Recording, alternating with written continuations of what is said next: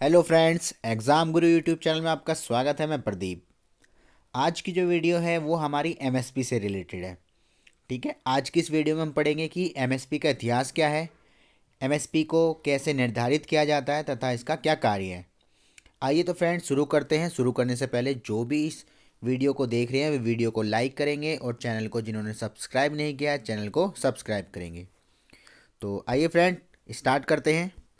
देखिए, MSP MSP का मतलब क्या होता है। एमएसपी होती है मिनिमम सपोर्ट प्राइस। ठीक है, एमएसपी की फुल फॉर्म क्या है? Minimum support price. सरकार की तरफ से किसानों की अनाज वाली कुछ फसलों के लिए दाम की गारंटी होती है, यानी कि जो किसान फसल उगाते हैं उसकी गवर्नमेंट क्या करती है, कुछ गारंटी लेती है। सरकार ने अभी तक टोटल 23 फसलों का न्यूनतम समर्थन मूल्य निर्धारित किया है।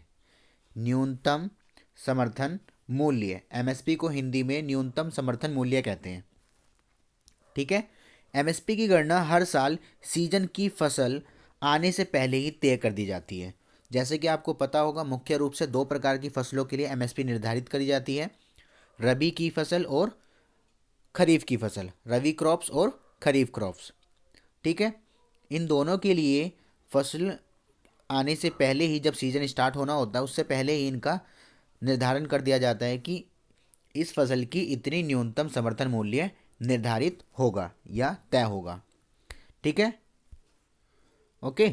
जब ये पहले से ही तय कर दिया जाता है तो फिर बाजार में उस फसल के रेट भले ही कितने ही कम क्यों ना हो जाए, सरकार उसे एमएसपी पर ही खरीदती है। कहने का मतलब है, जब एक बार एमएसपी निर्धारित कर दी जाती है तो गवर्नमेंट इसी रेट पर उस फसल को खरीदती है जिस फसल का उन्होंने एमएसपी रेट निर्धारित करा था। ठीक है, चाहे मार्केट में उसके प्राइस डाउन हो जाए या बढ़ जाए। अब डाउन हो जाने पे क्या होता है, किसान अपनी फसल को एमएसपी रेट पे बेचेंगे, उन्हें बेनिफिट मिलेगा। पर अगर उन्हें लगता है किसान को कि मार्केट में फसल के रेट और ज़्यादा चल रहे हैं, एमएसपी रेट कम है, तो किसान सीधे बाजार में जाकर के फसलों को बेच सकते हैं। ये ज़रूरी नहीं है कि वो सरकार को ही अपनी फसल बेचें। एमएसपी जो होती है वो गवर्नमेंट के लिए होती है, गवर्नमेंट द्वारा निर्धारित करी जाती है। इसमें गवर्नमेंट ही इन फसलों को लेती है एमएसपी रेट पर। ओके, आगे आगे देखते हैं हम कि एमएसपी जो है तय करने का आधार क्या है, एमएसपी कैसे निर्धारित करी जाती है। तो देखिए, कृषि लागत और मूल्य आयोग न्यूनतम समर्थन मूल्य यानी कि एमएसपी मूल्य की सिफारिश करता है। कौन लागू करवाता है? कृषि लागत आयोग और मूल्य आयोग। वह कुछ बातों को ध्यान में रख करके दाम तय करता है। ठीक है, तीन तरीके से एमएसपी निर्धारित करी जाती है, मैं आपको बताता हूँ। देखिए, सबसे पहले क्या है, इनमें किन किन चीज़ों का निर्धारण किया जाता है एमएसपी को तैयार करते समय। सबसे पहले यह निर्धारित किया जाता है कि उत्पाद की लागत क्या होगी। जिस फसल को उगाया गया है उसकी की कॉस्ट कितनी आ रही है। ठीक है, जैसे कि आपको पता होगा, फसल को उगाने में जो सीड्स वगैरह लगते हैं, बीज वगैरह लगते हैं, तो कॉस्ट वगैरह आती है। वो कॉस्ट क्या है। फिर साथ में ये पता लगाना कि फसल में लगने वाले चीज़ों के दाम में कितना बदलाव आया है, क्योंकि आपको पता है हर साल जो होते हैं चीज़ें महंगी होती हैं। बीज जो होते हैं, रॉ मटेरियल्स जो होते हैं, वो कम ज़्यादा होते रहते हैं। इसी वजह से ये पता करना होता है कि मार्केट में क्या उसके परिवर्तन आए हैं। तीसरा क्या होता है, बाजार में मौजूदा कीमतों का रुख, यानी मार्केट में एक्चुअल में जो भी जिसका हम एमएसपी डिसाइड करने जा रहे हैं, गवर्नमेंट डिसाइड करती है, तो पहले बाजार में पता कर लेती है कि उसका क्या रेट चल रहा है। और तीसरा हो गया, चौथा है आपका मांग और आपूर्ति, यानी डिमांड एंड सप्लाई। आपको पता ही होगा, जैसे कि इकोनॉमिक्स में जहाँ पर मांग और पूर्ति आपस में इंटरसेक्ट करती है, प्रतिच्छेद करती है, वहीं पर आपका प्राइस निर्धारित होता है। तो इसी तरीके से ये आपका हो गया सप्लाई कर्व, ये हो गया डिमांड कर्व, और ये जहाँ पर इंटरसेक्ट होती है यही आपका प्राइस निर्धारित हो जाता है। आपने इको में पढ़ा होगा। पांचवा हो गया, राष्ट्रीय अंतर्राष्ट्रीय स्तर पर स्थिति कैसी है।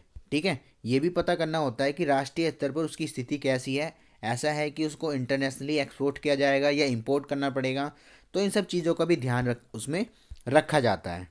ओके, तो आपको समझ में आ गया होगा कि ये किस तरीके से निर्धारित करते हैं। इन पांच चीज़ों की जानकारी प्राप्त करने के बाद ही एमएसपी को निर्धारित किया जाता है, उसका मूल्य रखा जाता है। ठीक है, अब मैं आपको इनके मेथड बताता हूँ कैसे रखे जाते हैं। देखिए, फसल की लागत के फार्मूले, जो फसल की लागत निकाली जाती है वो कैसे निकालती है गवर्नमेंट। पहला मेथड है A2 मेथड। ठीक है, 3 टोटल मेथड हैं, 3 तरीके से फसल की लागत निकाली जाती है, क्योंकि आपको पता ही होगा गवर्नमेंट कैसे निकालेगी कि कितनी फसल पे खर्चा आ रहा है। ठीक है, तो गवर्नमेंट 3 तरीके से पता लगाती है। पहला फॉर्मूला होता है A2 मेथड। इसमें क्या होता है, किसान की ओर से किया गया सभी तरह का भुगतान, चाहे वो कैश में हो या किसी वस्तु की शकल में हो, यानी किसी अदर वस्तु पे किया गया हो फॉर्म में, चाहे सीड्स पर हो या आपके मैन्यूर फर्टिलाइज़र पर हो, बीज खाद या कीटनाशक दवाइयाँ या मजदूरों की मेहनत जो हो, इन सब का अनुमान निर्धारित करती है। एक तो इसका बेस हो गया। दूसरा बेस क्या है आपका, दूसरा इनका बेस होता है A2 प्लस FL मेथड। यानी A2 अभी हमने पीछे पढ़ा था और FL का मतलब फील्ड मेहनत।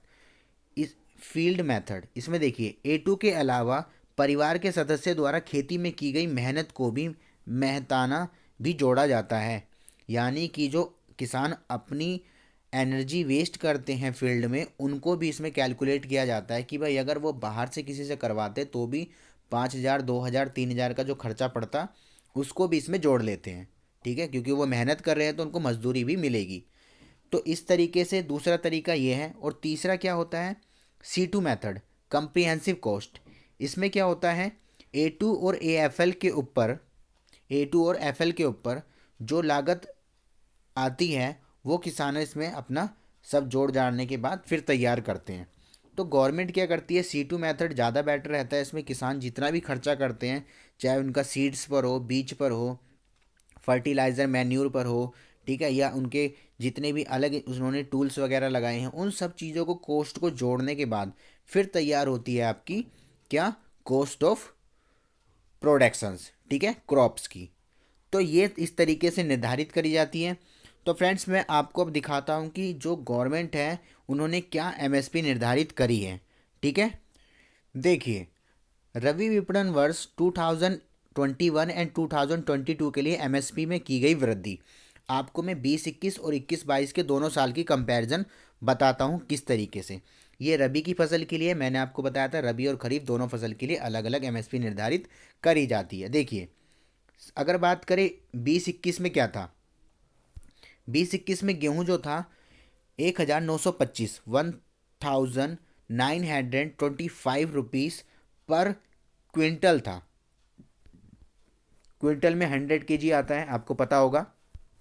ठीक है, यानी 100 किलो 1,925 रुपये का था, जो कि 21-22 के लिए इसकी कीमत को बढ़ा दिया गया है, कर दिया गया है 1,975। यानी कि कितने रुपए का इंक्रीमेंट किया गया है, 50 रुपये का इसमें वृद्धि की गई है। ठीक है, अब बात करें इस पे खर्चा कितना आएगा, तो ये अनुमानित लगाया गया, अभी मैंने आपको मेथड बताए थे 3 मेथड, तो उनके तरीके से पता लगाया कि जो टोटल खर्चा आता है किसान का गेहूं का उत्पादन करने में 100 किलो को, 1 क्विंटल को 960 रुपये का आता है। तो और गवर्नमेंट कितने का बेच रही है, 1,975 में। तो अब इनके बीच का जो डिफरेंस है वो क्या होगा, प्रॉफिट होगा किसान का। यानी 1 क्विंटल पे किसान को लगभग 1,015 रुपये की बचत हो रही है।